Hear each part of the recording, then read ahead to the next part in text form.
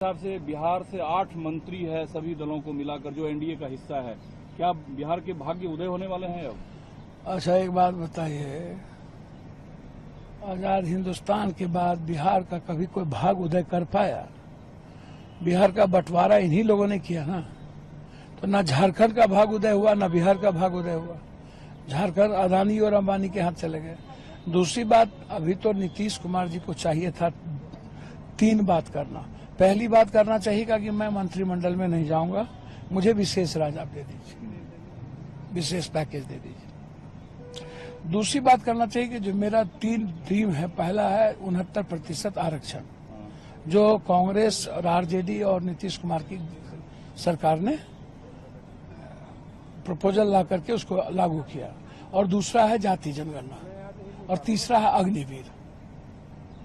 तो ये तीनों नीतीश कुमार जी कांग्रेस के ड्रीम प्रोजेक्ट थे। तो जब आप ड्रीम प्रोजेक्ट आपका है जिससे आप महासदी के नायक होते, तो आपको पहला काम करना चाहिए था कि मंत्रिमंडल से इम्पोर्टेंट तो बिहार की जनता इम्पोर्टेंट है ना। बिहार की जनता को आपने इम्पोर्टेंट नहीं बनाया।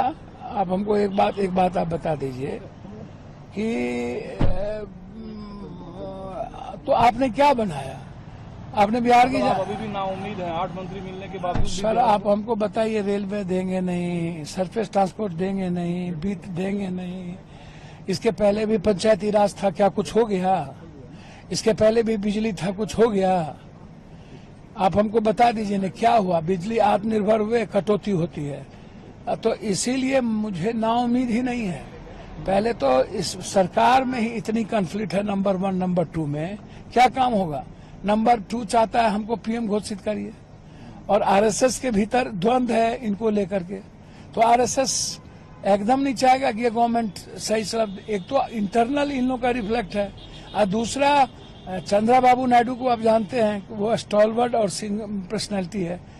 तीसरा मंत्रिमंडल में जो लोग गए हैं, ये लोगों के विजन कुछ है क्या?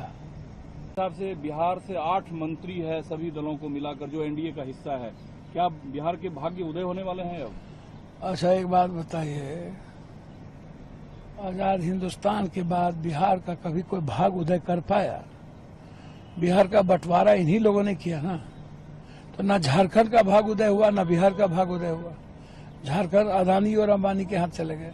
दूसरी बात, अभी तो नीतीश कुमार जी को चाहिए था 3 बात करना। पहली बात करना चाहिए कि मैं मंत्रिमंडल में नहीं जाऊंगा, मुझे विशेष राज आप दे दीजिए, विशेष पैकेज दे दीजिए। दूसरी बात करना चाहिए कि जो मेरा 3 ड्रीम है, पहला है 69% आरक्षण, जो कांग्रेस और आरजेडी और नीतीश कुमार की सरकार ने प्रपोजल ला करके उसको लागू किया।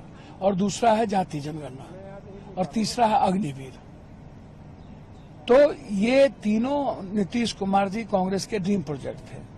तो जब आप ड्रीम प्रोजेक्ट आपका है जिससे आप महासदी के नायक होते, तो आपको पहला काम करना चाहिए था कि मंत्रिमंडल से इम्पोर्टेंट तो बिहार की जनता इम्पोर्टेंट है ना। बिहार की जनता को आपने इम्पोर्टेंट नहीं बनाया। आप हमको एक बात आप बता दीजिए कि तो आपने क्या बनाया? आपने बिहार की अभी भी नाउम्मीद है 8 मंत्री मिलने के बाद। सर, आप हमको बताइए, रेलवे देंगे नहीं, सरफेस ट्रांसपोर्ट देंगे नहीं, वित्त देंगे नहीं। इसके पहले भी पंचायती राज था, क्या कुछ हो गया? इसके पहले भी बिजली था, कुछ हो गया? आप हमको बता दीजिए ना, क्या हुआ? बिजली आत्मनिर्भर हुए, कटौती होती है। तो इसीलिए मुझे नाउम्मीद ही नहीं है। पहले तो इस सरकार में ही इतनी कॉन्फ्लिक्ट है, नंबर 1, नंबर 2 में क्या काम होगा? नंबर 2 चाहता है हमको पीएम घोषित करिए, और आरएसएस के भीतर द्वंद्व है इनको लेकर के। तो आरएसएस एकदम नहीं चाहेगा कि ये गवर्नमेंट सही सब। एक तो इंटरनल इन लोगों का रिफ्लेक्ट है, और दूसरा चंद्रबाबू नायडू को आप जानते हैं, वो स्टॉलवर्ड और पर्सनैलिटी है। तीसरा मंत्रिमंडल में जो लोग गए हैं, ये लोगों के विजन कुछ है क्या?